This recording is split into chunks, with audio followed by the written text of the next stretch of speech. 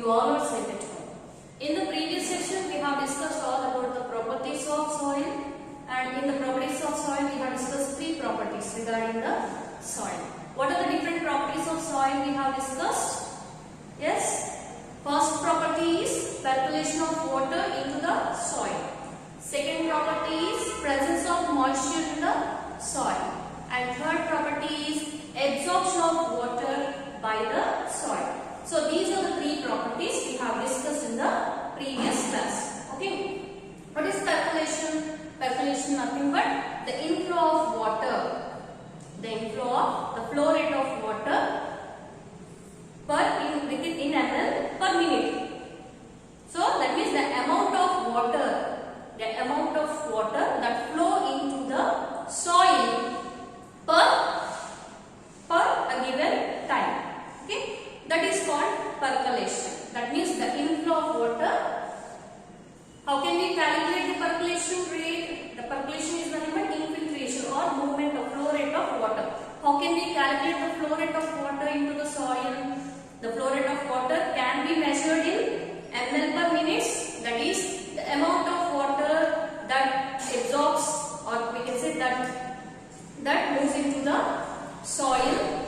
The amount of water that is absorbed that moves into the soil in a given time period. In a given time. So time is measured in minutes. Excuse me. And the amount of water is measured in ml volume. Okay.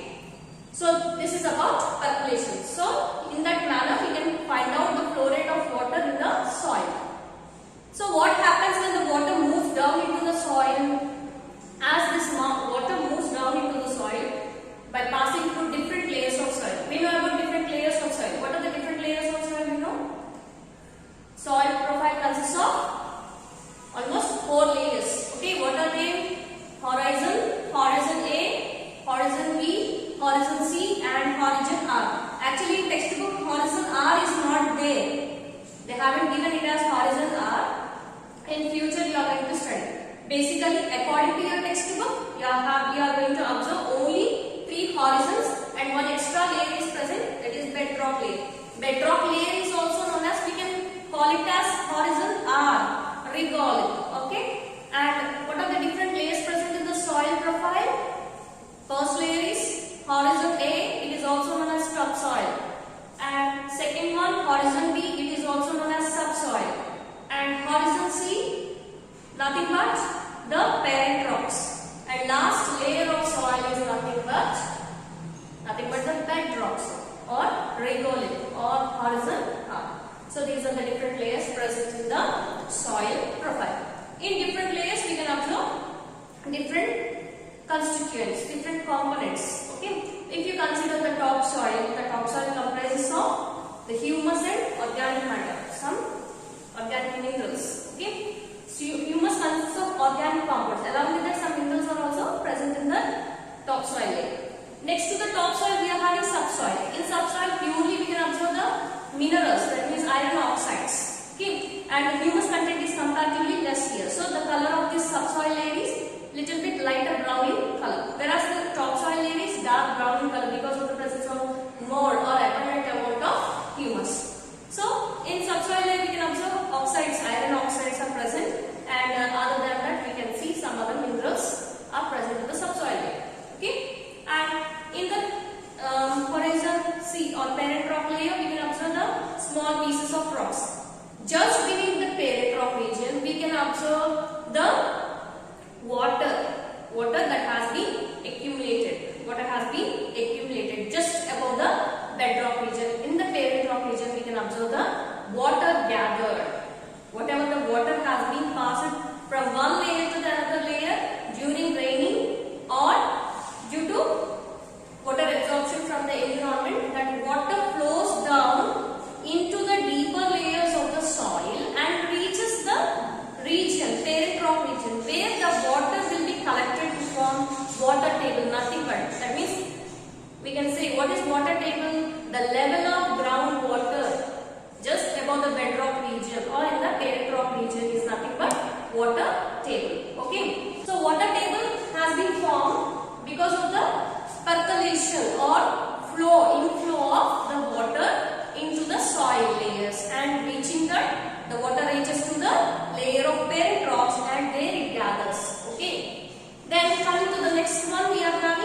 Then another property is moisture present in the air. So how much amount of moisture is present in the air? How can we find out? So different soil samples, they will absorb different quantities of water. Okay, so the moisture content present in the spaces of the soil particles is different. So how can we do that? How can we find out whether the moisture is present? Whether the soil is consists of moisture or not? First of all, we have to know how much amount of water it has absorbed. That we will discuss. Okay, that is another problem. And we are saying that is there any moisture content present in the soil sample or not? To find out the presence of moisture present in the soil, we can do what experiment I have explained you the experiment. So simply we have taken the test tube. In the test tube we have taken the soil sample, and that soil sample is subjected to heat, and after some time at the mouth of the test tube you can observe the drops, water drops.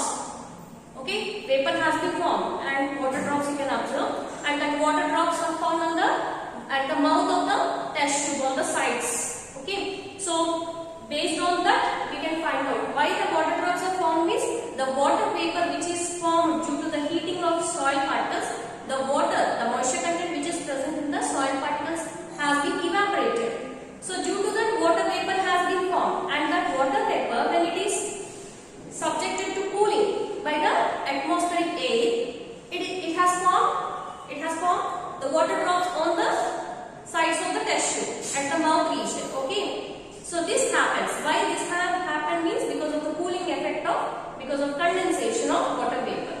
So from this experiment, based on the water drops present on the sides of the test tube, we can easily say that from this particular experiment, it is evidence. We are having the evidence that we have proved that the soil consists of some amount of moisture. Okay, you can carry out the same experiment by using different soil samples. Okay. Then, what is the third property? See, according to the second property, what we have discussed, moisture in the soil.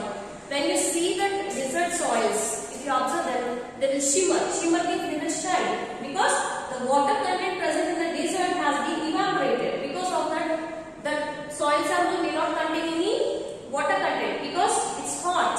The water content has been evaporated in the daytime, so that the soil, especially in desert, we can observe the sandy soils. The sandy soils, if you observe them, they shimmer. Shimmer means they shine like anything. Okay. So that is the second property. What about the third property? Absorption property. Absorption of water by the soil. So how much quantity of water has been absorbed by a soil? Or we can test the same thing. That means the absorption ability of water retention ability of the various soil samples by conducting this experiment. By using this experiment, we can find out how much quantity of water will be absorbed by different types of soils. Okay, different types of soils. That we can do it easily. So I have explained you in the previous class. I think you can understand whatever the concept I have explained. Okay. Now today we will discuss about the related concept. That means, so we have done so many experiments, 3 experiments to find out the properties of the soil. So what we have found by conducting all these experiments, what we have discovered, that means here if you consider the sandy soils are not having the enough water holding capacity, right? They may not hold the water, they simply drain out the water. Okay, and these sandy soils, they generally has lots of spaces. Because of that, they can trap air, but they cannot hold water. And coming to the clayey soils, the clayey soils are having lots and lots ability of absorbing the water. They can hold more amount of water. So in clayey soils, you can observe waterlogging condition. Waterlogging condition is generally seen in clayey soils because the clay particles, they slowly absorb the water and they can hold the water for a longer time. So because of wherever we can find these clayey soils, we can see the waterlogging condition, or we can say the stagnant water is present, because these clay particles are very small. So as the water flows into this water, they slowly absorb the water. But when once the clay particles, they can absorb the water, they can hold it for a longer time. Okay, that is the main thing. And even we can see marshy areas. What are marshy areas? The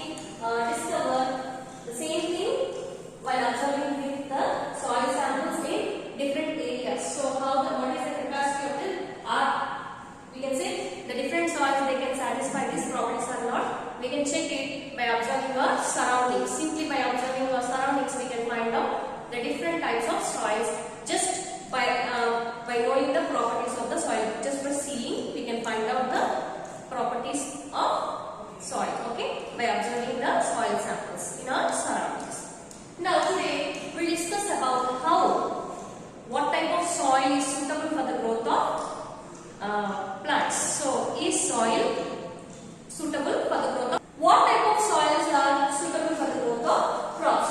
So in this particular session we are going to discuss about soil and crops. That means in which type of soils, which type of crops can grow. So we know that soil contains both water and air. So different types of soils carry different quantities of water and air. Okay. So water and air are the constituents of soil. They are part and parcel of soil. Okay. Because they were formed by the soil particles in them, so that we can observe. So water and air are the constituents of the soil. Okay. They are present in the soil. In the soil composition, we can find water and air. Okay. So the growth of the plants, if you observe, the crops, they depend on different factors. The growth of the crops may depend on different factors. What are the different factors that may influence the growth of crops? So the main factors. What are the main factors that can influence the growth of the crops? First one, we can say light. Light is very much essential for each and every crop. And next one, they require temperature. Certain temperature is suitable for the growth of particular type of crops. And humidity. Humidity means nothing but the amount of moisture present in the environment. Rainfall.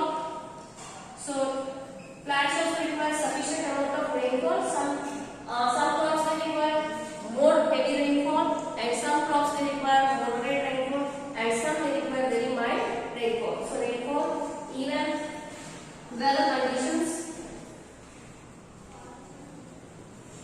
and even climate conditions. The weather at a little bit difference is there between weather and the climate, that we will discuss later when we discuss about this chapter. Okay, so these are the different main factors. Other than these main factors, the soil also depends on that means the growth of the crops also depends on the nutrients availability. That means both the organic as well as inorganic compounds are required for the growth of crops. So these are the different things which are required for the crops to grow. And not only that, the growth of the crop also depends on the type of the soil in which they are sown. That means the seeds of the crops. That means the growth of the crops also depends on its sowing. So different weather and climates may be suitable for the sowing of crops or the beginning of sowing of crops.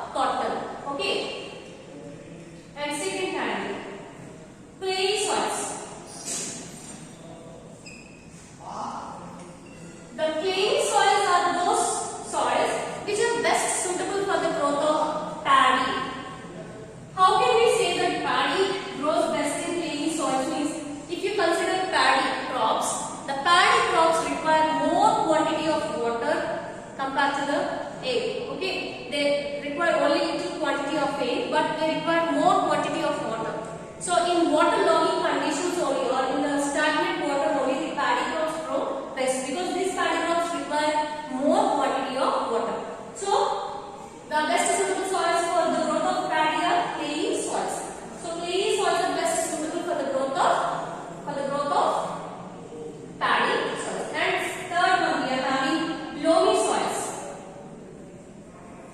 Purely loamy soils. The loamy soils are best suitable for the growth of pulses. You can see like different pulses are there. Bengal gram, red gram, green gram. So many types of pulses are available for us. So these pulse crops, they may generally grow in loamy soils, because the loamy soils, they provide enough quantity of water and equal quantity of air. So that's why we can consider the loamy soils are best suitable for the growth of pulses. Okay. And one more thing we can consider, the clayey soils and loamy soils. The fourth category, both clayey soils and loamy soils, they are suitable for the growth of even wheat and gram also. So wheat and gram can also grow in the clayey soils and loamy soils. So the clayey soils and loamy soils are also suitable for the growth of wheat and gram. So what are the different types of soils that are suitable for the growth of different crops? So examples we are going to discuss. So first of all, sandy loam soils. The sandy loam soils are best suitable for the growth of cotton, because the sandy soil, they drain out the water, because the cotton plants may not require much quantity of water. They require only little amount of water. So this sandy loam soils are suitable. And loam particles which are present in these sandy loam soils, they provide enough quantity of water. They can absorb enough quantity of water and provide enough amount of air in equal quantities. Because of that, the cotton can grow best. And coming to the next one, the clayey soils. The clayey soils are best suitable for the growth of paddy crops, because the paddy crops require more quantity of water for its growth, proper growth. So as these clayey soils, they provide stagnant or waterlogging conditions. Because of that, more quantity of water is provided to the paddy crops for its suitable growth. And coming to the next one, loamy soils. The loamy soils are best suitable